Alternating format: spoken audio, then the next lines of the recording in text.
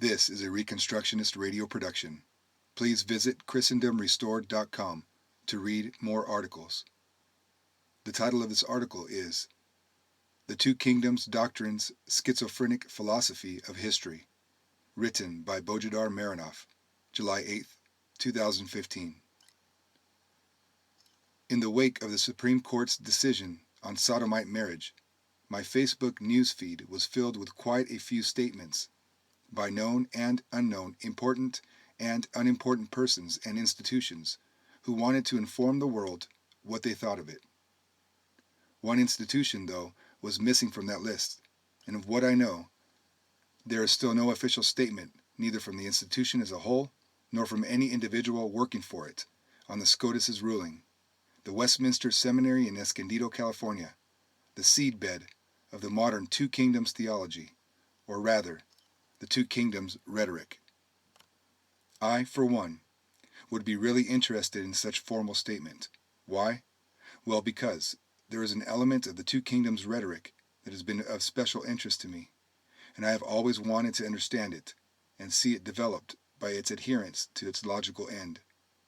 That element is the view of history and historical change, and is best described in the introduction to Van Drunen's book, Living in God's Two Kingdoms.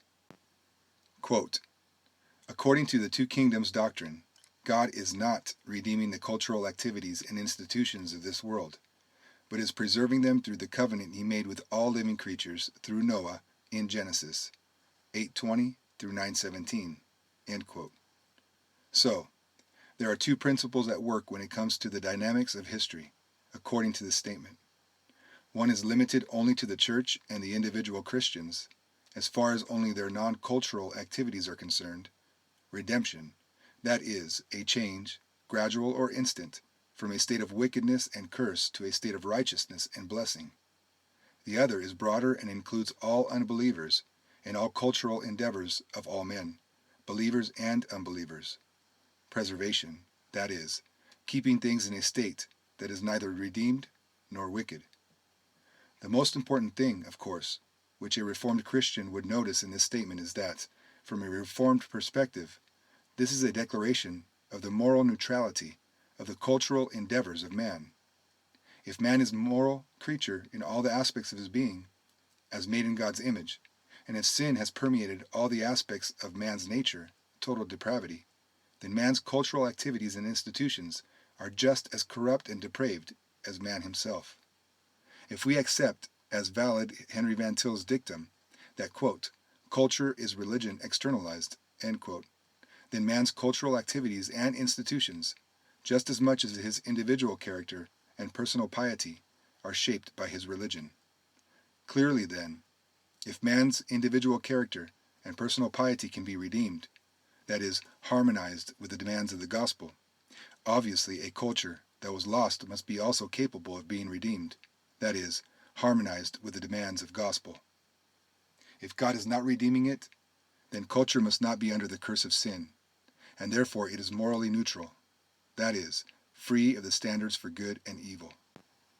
Van Drunen understands this clear logical conclusion of his position, so he is trying to use obfuscation to avoid the charge of moral neutrality.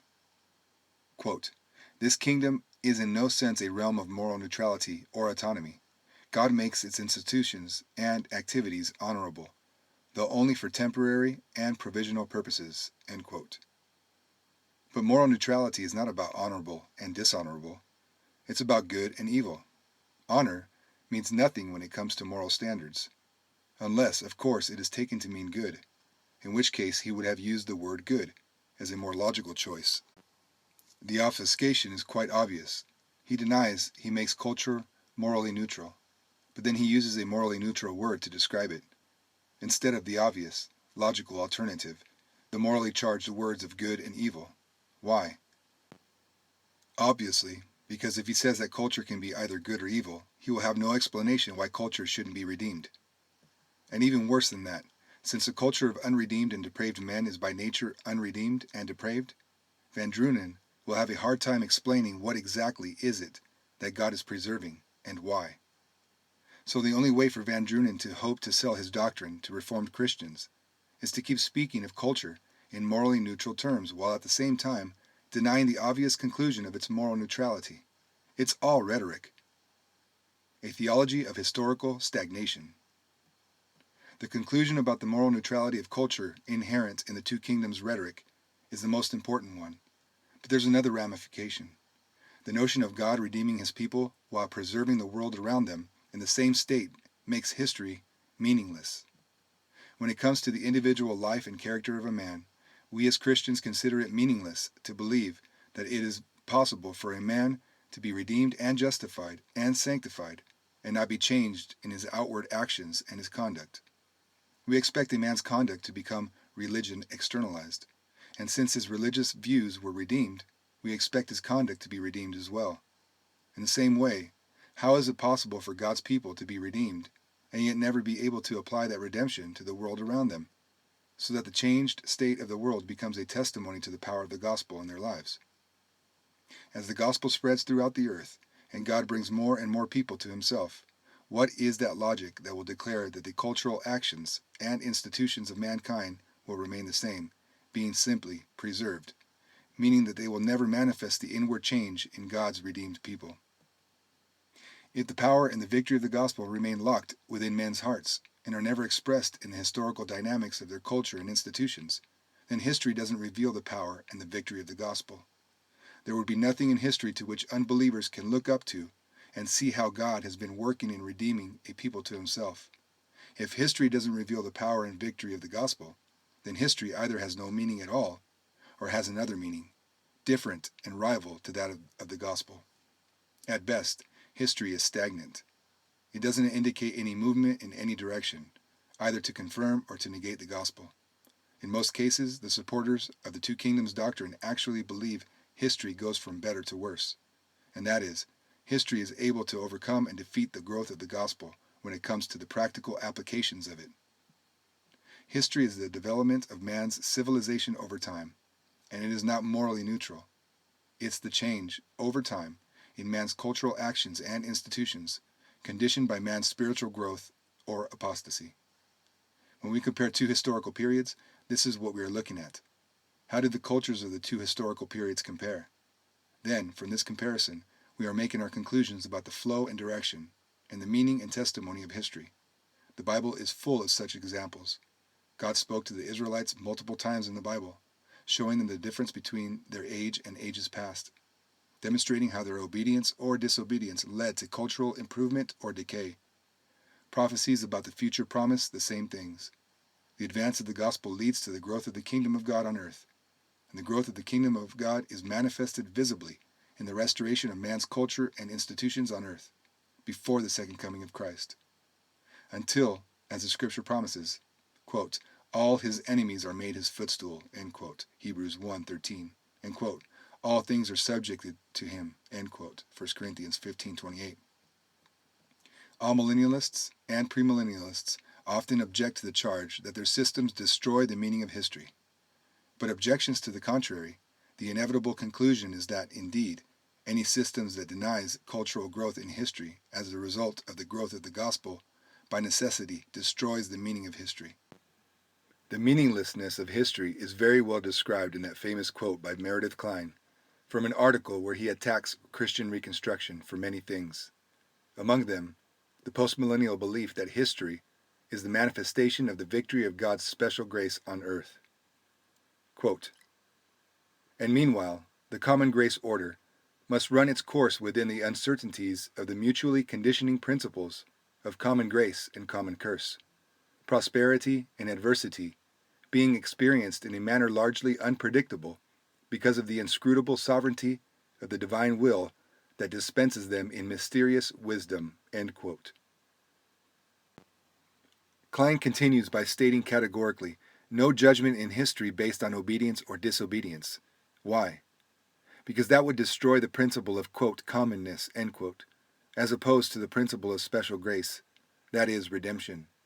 Quote, for if the principle of synchronizing a people's enjoyment of temporal prosperity with the measure of godliness they exhibit were to be administered universally, no place would be left for the operation of a principle of commonness in the bestowing of temporal benefits on believers and unbelievers. End quote. Translated to common language, it means, quote, history can't be a testimony to the power, and therefore to the blessings, of the gospel. Redemption is only a side issue to it. History is not a revelation of Jesus Christ and his ministry. End quote. Commonness? No, war. This, of course, runs contrary to the biblical view of history, which describes history's most important characteristic to be not the, quote, commonness, end quote, between men and their cultures, but the war between the two seeds. The world is a wheat field in which some tares were sown, Matthew 13:24 through 30, and 36 through 43. And with time the seeds grow to maturity, and it becomes obvious which plants belong to which seed. Covenant keepers will grow in redemption and sanctification, and will be blessed. Covenant breakers will grow in evil and depravity, and will be cursed. And this blessing and curse will become more and more visible in the culture, in the growing redemption of all cultural activities and institutions. Granted, the curve won't be smooth, and some generations of Christians, like ours, may despise the law of God and reject the idea of the victory of the gospel of Christ. Such temporary apostasy will lead to temporary stagnation, and maybe even downward slope for culture. But in the long term, history will demonstrate more and more the superiority of the gospel in the redemption of mankind's cultural activities and institutions. The court of history, therefore, has been busy handing down verdicts which bless and encourage and empower covenant keepers, and curse and discourage and weaken covenant breakers. Contrary to Klein and Van Drunen, redemption is active and operational, not only for men's individual souls and their churches, but for their cultures as well.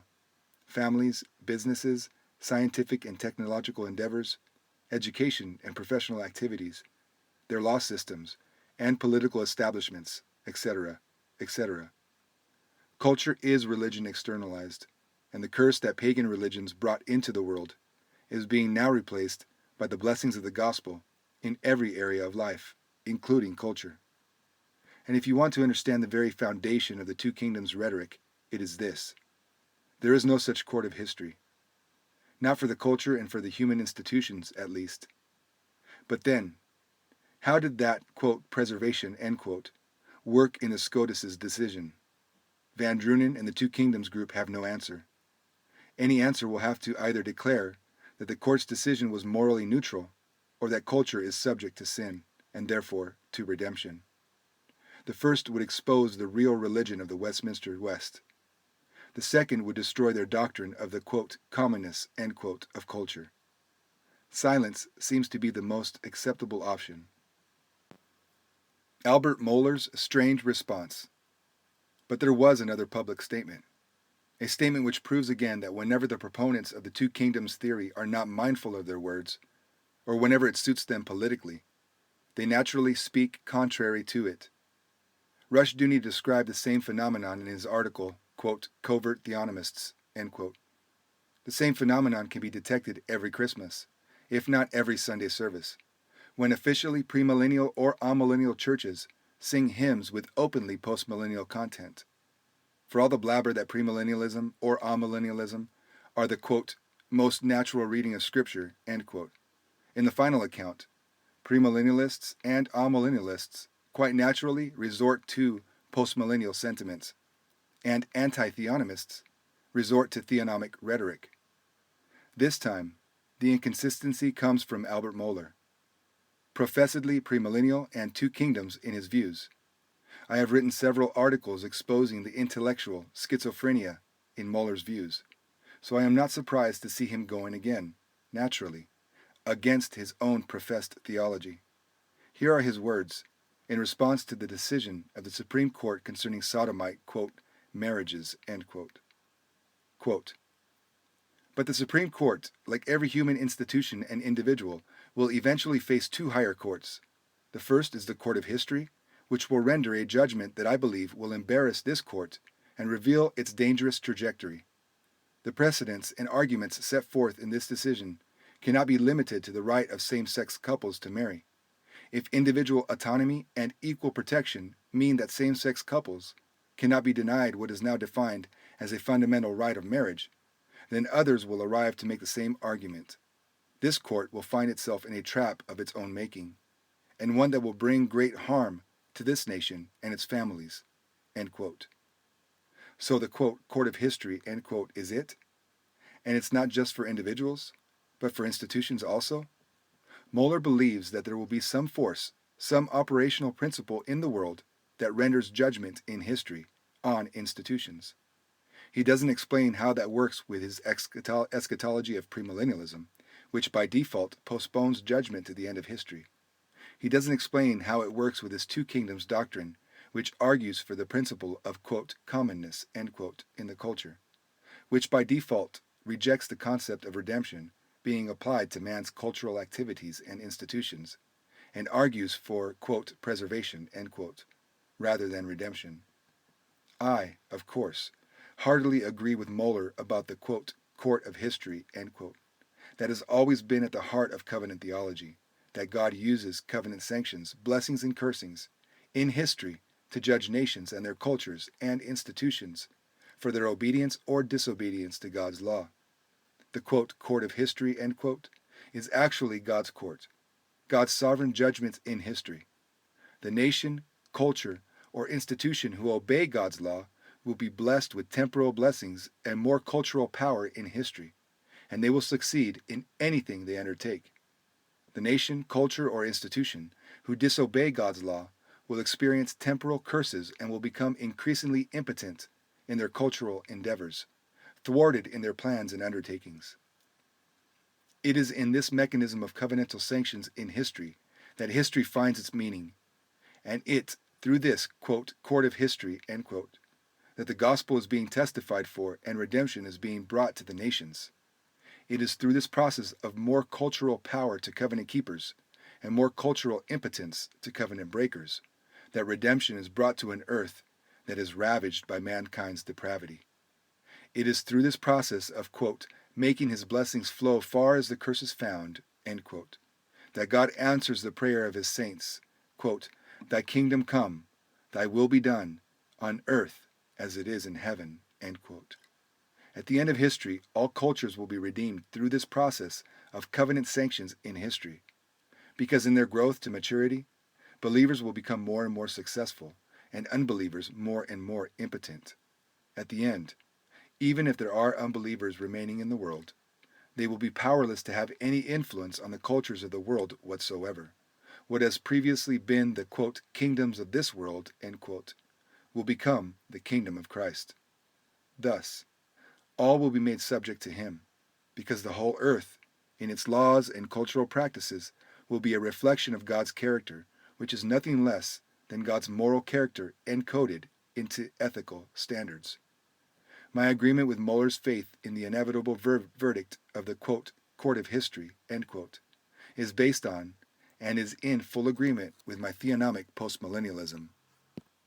The very notion of a transcendent, quote, court of history, end quote, which judges, in history, the actions of cultural entities and civil institutions, according to a transcendent moral standard, is consistently theonomic and postmillennial. It can't be premillennial or amillennial, for it presupposes positive, optimistic expectations of history. How can the wicked be judged and thwarted in history, and the righteous blessed and empowered, and yet history remains stagnant or increasingly evil? It can't be anti-theonomic, for that would presuppose that God judges cultures and institutions based on a standard different than God's law.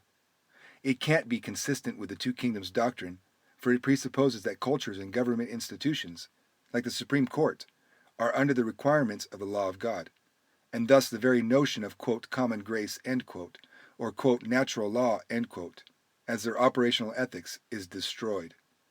For a person to be consistent, he can't believe in a, quote, court of history, end quote, unless he assumes a theology of covenantal, theonomic postmillennialism. But how is Moeller, a premillennial, anti-theonomic, two kingdoms professor, able to use the phrase, quote, the court of history, end quote? What is the possible meaning of that phrase in his professed theological position? Does he mean historical judgment in the biblical sense, as expressed in many biblical passages like Deuteronomy 28 or Psalm 37, the sort of historical judgment that makes the wicked destroy themselves, thwarts their plans, topples down their kingdoms, and establishes the reign of their enemies, that is, the covenant people of God. If he means that, he has betrayed his professed theology, for his theology doesn't allow for such judgment in history. Remember, there is no redemption of culture in history, and therefore there is no judgment of culture in history. Culture is controlled by common grace and, quote, natural law, end quote. And the two kingdoms doctrine allows for neither common grace nor, quote, natural law, end quote, to force any covenantal separation within history. If, in history, the wicked are effectively destroyed or thwarted in their cultural agenda, and the righteous are made victorious by the victory of their cultural agenda in accordance with the gospel, then that will be a redemption of culture from the darkness of wickedness to the light of the gospel. But just a few days ago, Moeller himself doubled down on his two kingdoms doctrine by declaring that there is no such thing as redemption of culture in the Bible. So obviously, the biblical meaning of, quote, court of history, end quote, is excluded, unless we assume that Moeller's is a very heavy case of intellectual schizophrenia, so heavy that he himself can severely contradict himself within the course of 2 days and not notice it. So what else could that, quote, court of history, end quote, be, then? Blessings for the wicked, curses for the righteous. Pay attention to Moeller's language when he describes the working of that, quote, court of history, end quote, he envisions. Quote, the court of history, which will render a judgment that I believe will embarrass this court and reveal its dangerous trajectory, ... This court will find itself in a trap of its own making, and one that will bring great harm to this nation and its families, end quote. So, there will be consequences in history, but they will be only in, quote, revealing the dangerous trajectory, end quote, of the Supreme Court. When that revelation happens, the court will be, quote, embarrassed, end quote, and it will find itself in a trap of its own making. In the final account, however, those who will suffer because of the Supreme Court's decision will be this nation and its families, not the court itself. The assumption here is that the Supreme Court is oblivious to the real long-term effects of their own decision, that when those long-term effects come, they won't be expected by the Supreme Justices, and will, quote, embarrass, end quote, them. So oblivious is the Supreme Court that their decision is in fact setting a, quote, trap, end quote, for themselves. Normally, a trap is not set for those who expect a trap. Moeller can see what's coming, but the judges don't. But they will see it when it comes and understand the harm of what they've done. At the very bottom, this assumption boils down to faith in the good will and ethical character of the judges. If Moeller believes that the judges will be, quote, embarrassed, end quote, by the results of what they have created, he must believe that the judges have the same moral standard as he does, in order for them to give the consequences the same moral assessment as he does. Here is the same faith in the, quote, commonness, end quote, between believers and unbelievers that Meredith Kline and Van Drunen insist on, the, quote, natural law, end quote, of the two kingdoms doctrine, which both believers and unbelievers acknowledge and agree on, the shared ethical ground on which no one disagrees, and therefore can be the ethical and judicial foundation for the, quote, common kingdom, end quote. The cosmic battle between Christ and Satan, and between their followers, is only in the realm of the personal salvation of Christians, and may be also their personal ethics, as long as we keep it separate from their cultural endeavors.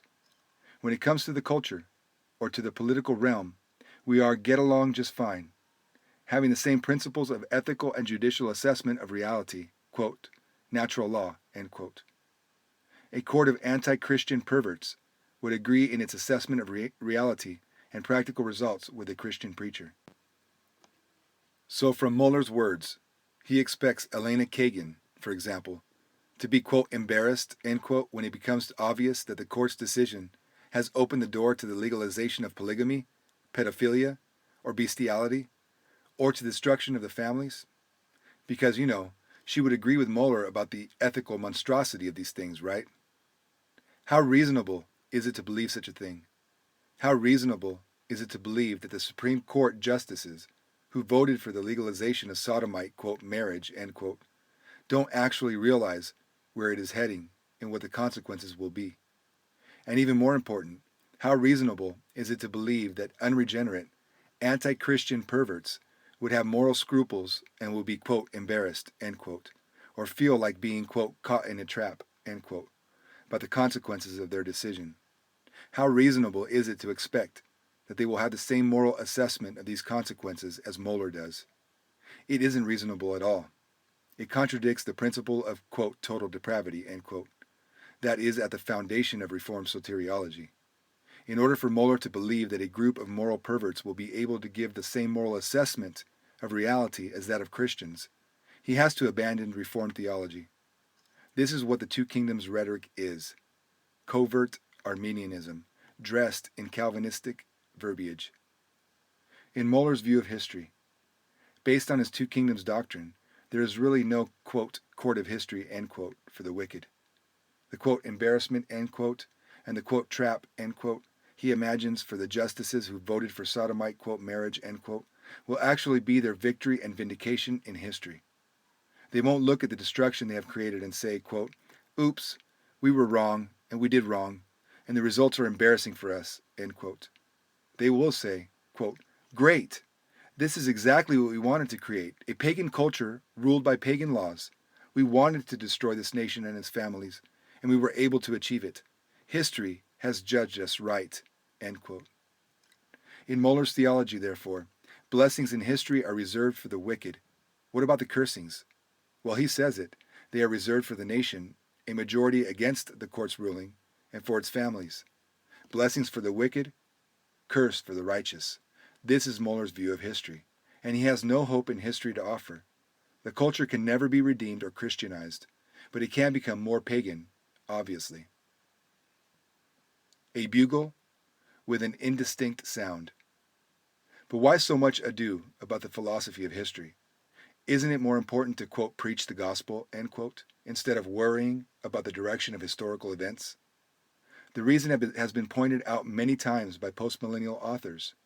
The philosophy of history of a man or a group of people determines his actions. His expectations of the future, whether optimistic or pessimistic, will determine how and whether he will invest his time in important, long-term, culture-changing projects, or will limit his investment of time and effort to short-term activities of immediate results. These expectations of the future will affect his endeavors in his family, his business, his political participation, etc. The connection between a man's philosophy of history and his actions is so obvious, it hardly needs to be stressed over and over again. And yet, as obvious it is not so obvious to premillennial and amillennial seminary professors. Some are so determined to not see it that they will twist even the simplest rules of logic or ignore the obvious historical lessons to deny such connection. Like Moeller himself, who recently declared that postmillennialism was what led to the rise of the German military state and then Nazism. The truth is, the churches in Germany at the time were all premillennial or amillennial. Postmillennialism in the church produced the Scottish Kirk Covenant, the Puritan and the Glorious Revolutions in England, the American colonies and the American Revolution.